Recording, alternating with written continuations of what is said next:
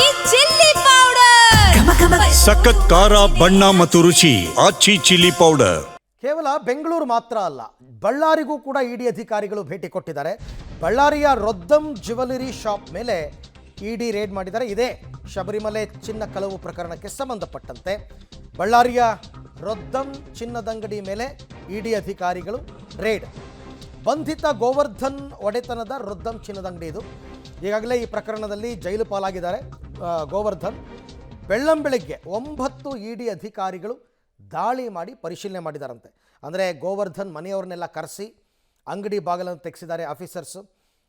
ಕಳೆದ ತಿಂಗಳು SIT team ಕೂಡ ಇಲ್ಲಿ ರೇಡ್ ಮಾಡಿತ್ತು. ಕೇರಳದ ಶಬರಿಮಲೆಯಲ್ಲಿ 4 ಕೆಜಿ ಚಿನ್ನ ಕಳ್ಳತನ ಪ್ರಕರಣಕ್ಕೆ ಸಂಬಂಧಪಟ್ಟಂತೆ ಈಗಾಗಲೇ ಬಳ್ಳಾರಿಯ ರೊದ್ದಂ ಜ್ಯುವೆಲರಿ ಶಾಪ್ನ ಮಾಲೀಕ ಗೋವರ್ಧನ್ ಅವರನ್ನ ಕೇರಳದ SIT ಟೀಮ್ನಿಂದ ಬಂಧಿಸಲಾಗಿದೆ. ಮತ್ತೆ ಇದೀಗ ರೊದ್ದಂ ಜ್ಯುವೆಲರಿ ಶಾಪ್ನ ಮೇಲೆ ಇದೀಗ ಇಡಿ ಅಧಿಕಾರಿಗಳು ದಾಳಿ ಮಾಡಿರುವಂಥದ್ದು. ನಾನೀಗ ರೊದ್ದಂ ಜ್ಯುವೆಲರಿ ಶಾಪ್ನ ಮುಂಭಾಗದಲ್ಲಿದ್ದೀನಿ. ಒಟ್ಟು ಬೆಂಗಳೂರಿನಿಂದ ಬಂದಂತ 9 ಅಧಿಕಾರಿಗಳ ನೇತೃತ್ವದ ತಂಡದಿಂದ ಇದೀಗ ರೊದ್ದಂ ಜ್ಯುವೆಲರಿಯ ಮೇಲೆ ದಾಳಿ ಮಾಡಿರುವಂಥದ್ದು. ಅಂದ್ರೆ ಬೆಳ್ಳಂಬೆಳಿಗ್ಗೆ ದಾಳಿ ಮಾಡಿರ್ತಕ್ಕಂಥ ಇಡಿ ಅಧಿಕಾರಿಗಳ ತಂಡದಿಂದ ಗೋವರ್ಧನ್ ಅವರ ಕುಟುಂಬಸ್ಥರನ್ನ ಕರೆಸಿ ರೊದ್ದಂ ಜ್ಯುವೆಲರಿ ಶಾಪ್ನ ಬಾಗಿಲನ್ನು ಕೂಡ ತೆರೆಸಲಾಗಿತ್ತು. ಅದಾದ್ಮೇಲೆ ಇಲ್ಲಿ ಯಾರ್ಯಾರು ಕೆಲಸ ಮಾಡ್ತಾರೆ ಎಲ್ಲಾ ಕೆಲಸಗಾರರನ್ನು ಕೂಡ ಈಗಾಗಲೇ ಒಬ್ಬೊಬ್ಬರನ್ನಾಗಿನೇ ಇಡಿ ಅಧಿಕಾರಿಗಳು ಕರೆಸ್ಕೊಂಡಿದ್ದಾರೆ. ಮತ್ತೊಂದು ಕಡೆಗೆ ಭದ್ರತೆಗೋಸ್ಕರನು ಕೂಡ ಎಲ್ಲ ಸಿದ್ಧತೆಗಳನ್ನ ಮಾಡ್ಕೊಂಡಿದ್ದಾರೆ. ಅಂದ್ರೆ ಬೆಂಗಳೂರಿನಿಂದನೇ ಭದ್ರತಾ ಸಿಬ್ಬಂದಿಗಳನ್ನು ಕೂಡ ಈಗಾಗಲೇ ಅಂದ್ರೆ CRPF ಸಿಬ್ಬಂದಿಗಳನ್ನು ಕೂಡ ಈಗಾಗಲೇ ಏನು ಇಡಿ ಅಧಿಕಾರಿಗಳು ಕರೆಸ್ಕೊಂಡಿದ್ದಾರೆ. ಹೀಗಾಗಿ ಅಂದ್ರೆ ಸ್ಥಳೀಯ ಪೊಲೀಸರಿಗೂ ಸಹಿತ ಮಾಹಿತಿಯನ್ನ ನೀಡಿಲ್ಲ. ಬೆಳ್ಳಂಬೆಳಗ್ಗೆನೆ ದಾಳಿ ಮಾಡೋದ್ರ ಮೂಲಕ ಒಂದಿಷ್ಟು ದಾಖಲೆಗಳ ಪರಿಶೀಲನೆಯನ್ನು ಕೂಡ ತೊಡಗಿದ್ದಾರೆ.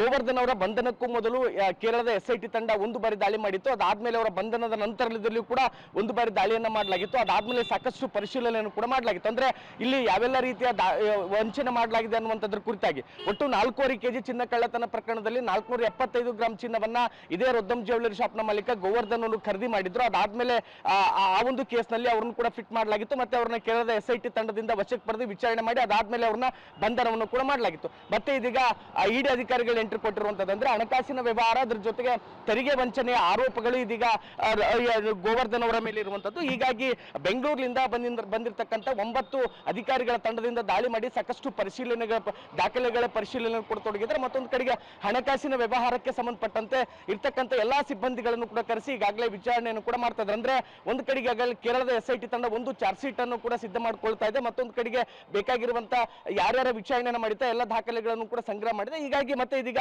ಇಡಿ ಅಧಿಕಾರಿಗಳ ದಾಳಿ ಮಾಡಿರೋದ್ರಿಂದ ಮತ್ತಷ್ಟು ಗೋವರ್ಧನ್ ಅವರಿಗೆ ಸಂಕಷ್ಟ ಬಂದಿದೆ ಅಂತಾನೆ ಹೇಳಲಾಗ್ತದೆ. ಯಾಕಂದ್ರೆ ಈಗಾಗಲೇ ಹಣಕಾಸಿನ ವ್ಯವಹಾರಕ್ಕೆ ಸಂಬಂಧಪಟ್ಟಂತೆ ಸಾಕಷ್ಟು ವಂಚನೆ ಮಾಡಲಾಗಿದೆ ಅನ್ನುವಂತ ಆರೋಪ ಏನಿತ್ತು. ಅದಕ್ಕೆ ಸಂಬಂಧಪಟ್ಟಂತೆ ಇವತ್ತು ಇಡಿ ಅಧಿಕಾರಿಗಳು ಕೂಡ ದಾಳಿ ಮಾಡಿರುವಂತದ್ದು. ಕ್ಯಾಮರಾಮನ್ ಭರತ್ ಜೊತೆ ಅಮರೀಶ್ ಎಲ್ಕೆ, ಹೊಮ್ಮಿನ ಪಬ್ಲಿಕ್ ಟಿವಿ, ಬಳ್ಳಾರಿ.